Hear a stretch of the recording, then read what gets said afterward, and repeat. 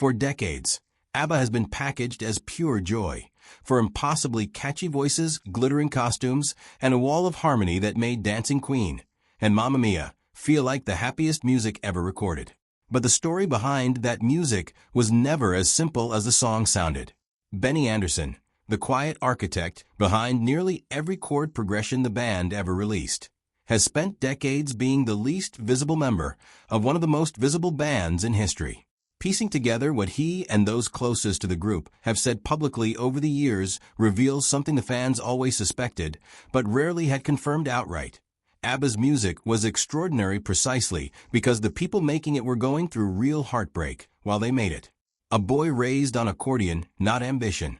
Göran Breer Benny Andersson was born in Stockholm in December 1946 into a working-class family with deep folk music roots.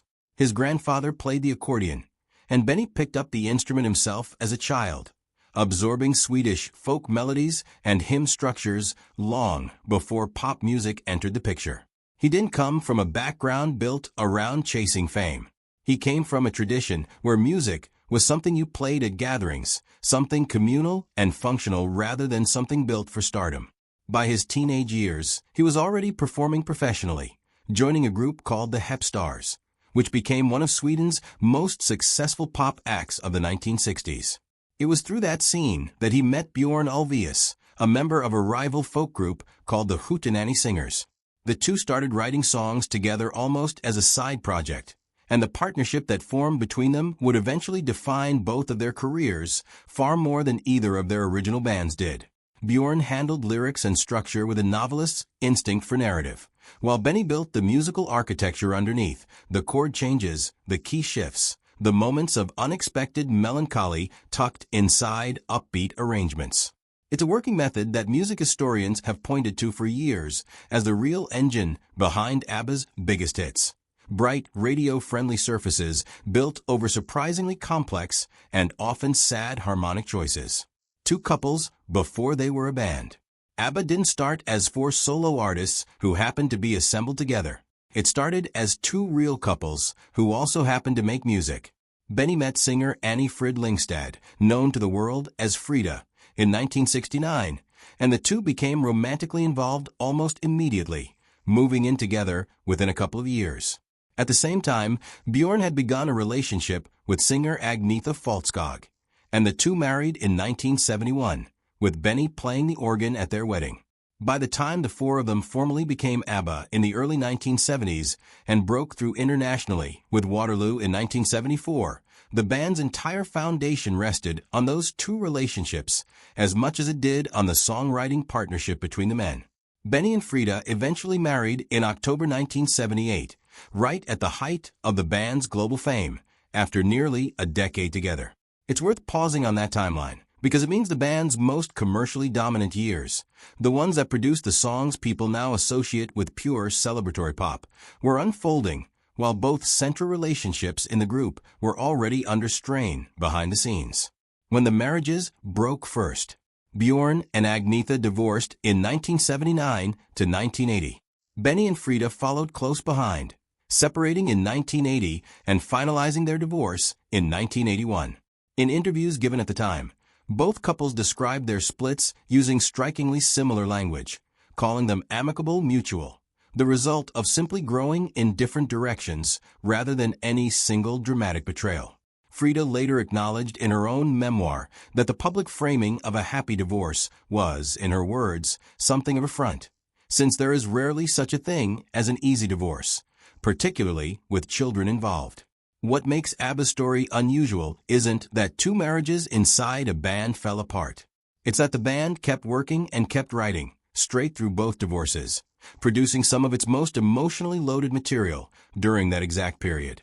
The Winner Takes It All, often cited as one of the most devastating breakup songs ever written for mainstream pop radio, emerged directly out of the wreckage of the Björn and Agnetha marriage, with Agnetha herself later saying the song captured feelings that belonged to both couples, not just her own.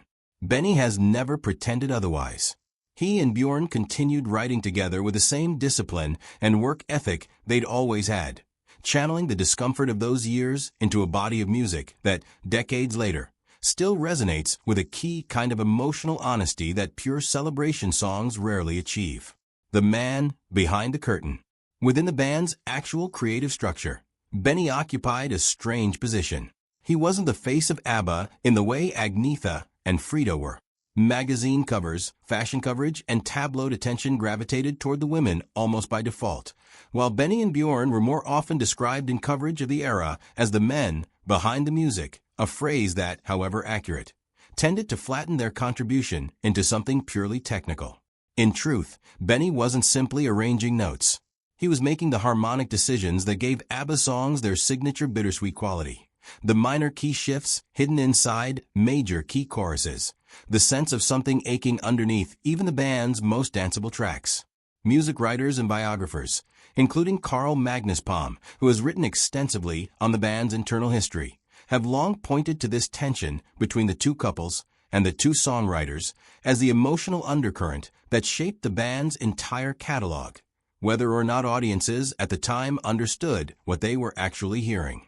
Being cast as the technical half of a songwriting team, rather than as someone pouring real feeling into the work, appears to have been a genuine source of frustration for Benny over the years, based on the way biographers and interviewers have described his reflections on that period.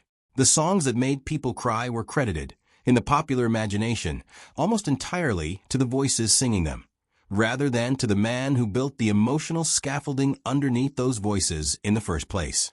Why the band actually ended. Why the band actually ended. The common assumption is that ABBA broke up because of the divorces, but the more accurate and more interesting version of the story, based on accounts from band biographers and the members themselves over the years, is that the marriage's ending didn't kill the band immediately. ABBA continued working together for roughly 2 more years after both couples had split, releasing new material and even attempting one more full studio album cycle in 1982. What finally ended things wasn't a single explosive event. It was, by most credible accounts, a slow depletion of the creative and emotional energy that had originally bound the 4 of them together in the first place. Palm has described the group's foundation as fundamentally built on 2 couples in love, and once that foundation was gone, for individuals working together simply wasn't compelling enough to sustain the same creative chemistry. There was no public farewell tour, no dramatic final concert, and no joint announcement declaring the band finished. The group essentially stopped releasing new material after 1982 and drifted into an extended, informal hiatus that outsiders eventually understood as a breakup, even though nobody inside the band ever framed it that dramatically at the time. It would take decades, and the surprise release of new songs in 2021 alongside the Voyage project, for the 4 of them to formally revisit the idea of ABBA as an active creative unit again. Life after ABBA. Benny didn't disappear from music after the band stopped recording. He remarried in 1981 to Swedish television personality Mona Norklet, and the two have remained together since, raising a son, Ludvig Andersson, who went on to build his own career as a musician and producer. Rather than chasing another pop act, Benny redirected his energy into musical theater, co-writing the internationally successful stage musical Chess with Bjorn and lyricist Tim Rice, and later composing Kristina Fran de Vemela, a Swedish-language musical based on emigration novels that became one of his most personally significant projects.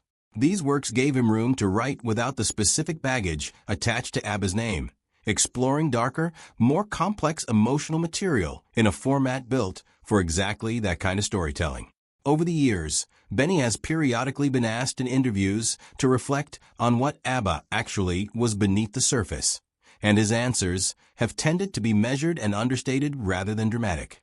He has generally credited the band's chemistry to genuine partnership and hard work rather than romanticizing it into tragedy, while also not denying that the years surrounding the divorces were difficult ones to write through. That restraint is itself consistent with how he has always presented himself publicly, a craftsman more comfortable discussing chord voicings than personal pain, letting the music carry emotional weight he rarely spelled out directly in interviews. What the songs were always telling us. Taken together, the documented history of ABBA supports something fans have long sensed just from listening closely to the catalog. The band's most enduring songs were rarely as simple as their surface arrangement suggested. Tracks built for the dance floor carried real heartbreak underneath them. Written by people who were living through the collapse of their marriages in real time while still showing up to the studio together. That combination, genuine emotional wreckage channeled through some of the most disciplined pop songwriting of the era, is a large part of why the catalog has aged so well. It wasn't manufactured sentiment. It was real difficulty, shaped into something structurally precise enough to still move audiences 50 years later. Benny Andersson, now in his late 70s, remains the quieter half of ABBA's songwriting engine, still largely uninterested in reframing the band's history as scandal or tragedy. What the historical record actually confirms isn't some hidden bombshell confession, but something more grounded. That ABBA's music worked because four talented, flawed people kept showing up and doing the work even while their personal lives were falling apart around them. And that Benny, more than almost anyone else in the group, was the one holding the musical structure together while it happened. A legacy built on honesty, not perfection. ABBA has sold hundreds of millions of records and remains one of the best-selling musical acts in history. A legacy built not on a flawless origin story, but on exactly the opposite. Two relationships that didn't survive, a songwriting partnership that did, and a body of work that still resonates because it was never actually as carefree as its melodies made it sound. Benny Andersson spent his career as the architect, standing just outside the spotlight, and the true story of what he helped build turns out to be more interesting and more human than the polished pop